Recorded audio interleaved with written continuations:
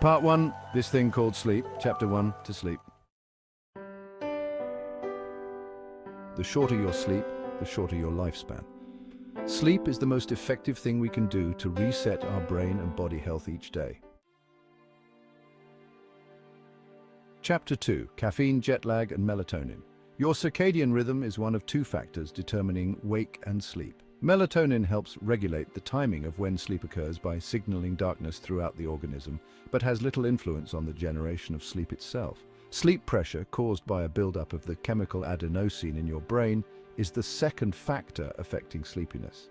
Caffeine works by blocking the receptors that adenosine affects after about 30 minutes. Some people process caffeine faster than others, and we get less efficient as we age. Chapter 3. Defining and generating sleep. When it comes to information processing, think of the wake state principally as reception, experiencing and constantly learning the world around you. NREM sleep as reflection, storing and strengthening those raw ingredients of new facts and skills. And REM sleep as integration, interconnecting these raw ingredients with each other, with all past experiences, and in doing so building an ever more accurate model of how the world works, including innovative insights and problem-solving abilities. Why did evolution decide to outlaw muscle activity during REM sleep? Because by eliminating muscle activity, you are prevented from acting out your dream experience. Chapter 4. Ape beds, dinosaurs, and napping with half a brain. That humans, and all other species, can never sleep back that which we have previously lost, is one of the most important take-homes of this book. The saddening consequences of which I will describe in chapters 7 and 8. How should we sleep? Throughout developed nations, most adults currently sleep in a monophasic pattern. That is, we try to take a long, single bout of slumber at night, the average duration of which is now less than 7 hours. Visit cultures that are untouched by electricity and you often see something rather different. Hunter-gatherer tribes, such as the Gabra in northern Kenya or the San people in the Kalahari Desert, whose way of life has changed little over the past thousands of years, sleep in a biphasic pattern. Both these groups take a similarly longer sleep period at night, 7 to 8 hours of time in bed, achieving about 7 hours of sleep, followed by a 30 to 60-minute nap in the afternoon. Apparent from this remarkable study is this fact: when we are cleaved from the innate practice of biphasic sleep, our lives are shortened. It is perhaps unsurprising that in the small enclaves of Greece where siestas still remain intact, such as the island of Ikaria, men are nearly 4 times as likely to reach the age of 90 as American males. Part 2. Why should you sleep? Chapter 6. Your mother and Shakespeare knew the benefits of sleep for the brain. Of the many advantages conferred by sleep on the brain, that of memory is especially impressive and particularly well understood. Sleep has proven itself time and again as a memory aid, both before learning to prepare your brain for initially making new memories and after learning to cement those memories and prevent forgetting.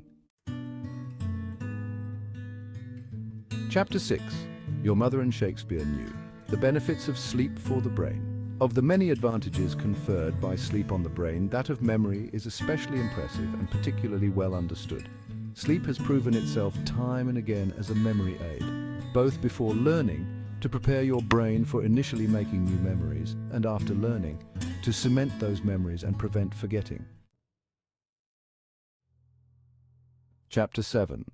Too extreme for the Guinness Book of World Records. In the following 2 chapters, we will learn precisely why and how sleep loss inflicts such devastating effects on the brain, linking it to numerous neurological and psychiatric conditions such as Alzheimer's disease, anxiety, depression, bipolar disorder, suicide, stroke, and chronic pain. And it also affects every physiological system of the body, further contributing to countless disorders and diseases like cancer, diabetes, heart attacks, infertility, weight gain, obesity, and immune deficiency. No facet of the human body is spared the crippling, noxious harm of sleep loss. Chapter 8. Cancer, heart attacks, and a shorter life. Sleep, deprivation, and the body. Widening the lens of focus, there are more than 20 large-scale epidemiological studies that have tracked millions of people over many decades. all of which report the same clear relationship: the shorter your sleep, the shorter your life. The leading causes of disease and death in developed nations, diseases that are crippling healthcare systems such as heart disease, obesity, dementia, diabetes, and cancer, all have recognized causal links to a lack of sleep. Part 3, How and Why We Dream, Chapter 9, Routinely Psychotic. Emotional concerns are what have been found to correlate most with our dreams. Chapter 9, Routinely Psychotic. Emotional concerns are what have been found to correlate most with our dreams. Chapter 10, Dreaming as Overnight Therapy. Dreaming, the soothing balm. In fact, REM sleep is the only time during the 24-hour period when your brain is completely devoid of this anxiety-triggering molecule. Chapter 10, Dreaming as Overnight Therapy. Dreaming, the soothing balm. In fact, REM sleep is the only time during the 24-hour period when your brain is completely devoid of this anxiety-triggering molecule. Noradrenaline, also known as norepinephrine, is the brain equivalent to a body chemical you already know and have felt the effects of, adrenaline or epinephrine. Dreaming to decode waking experiences. There are regions of your brain whose job it is to read and decode the value and meaning of emotional signals, especially faces. And it is that very same essential set of brain regions or network that REM sleep recalibrates at night. The outside world had become a more threatening and aversive place when the brain lacked REM sleep, untruthfully so. Chapter 11, Dream Creativity and Dream Control. Dreaming, the Creative Incubator.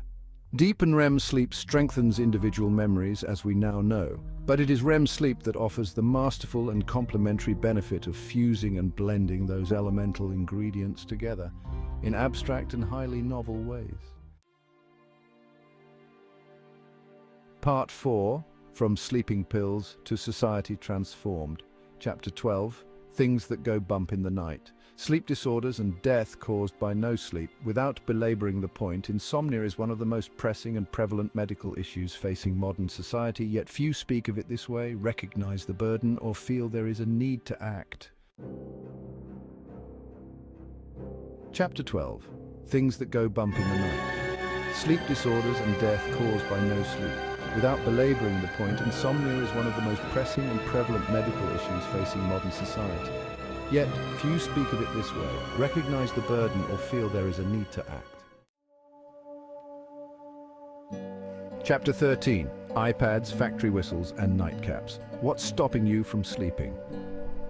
Beyond longer commute times and sleep procrastination caused by late evening television and digital entertainment, both of which are not unimportant in their top and tail snipping of our sleep time and that of our children, 5 key factors have powerfully changed how much and how well we sleep. Constant electric light as well as LED light, regularized temperature, caffeine, alcohol, and a legacy of punching time cards. Compared to reading a printed book, reading on an iPad suppressed melatonin release by over 50% at night.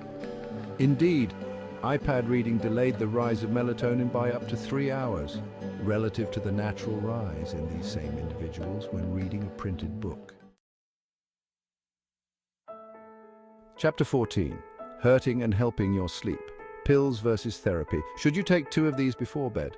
No past or current sleeping medications on the legal or illegal market induce natural sleep. Don't get me wrong, no one would claim that you are awake after taking prescription sleeping pills.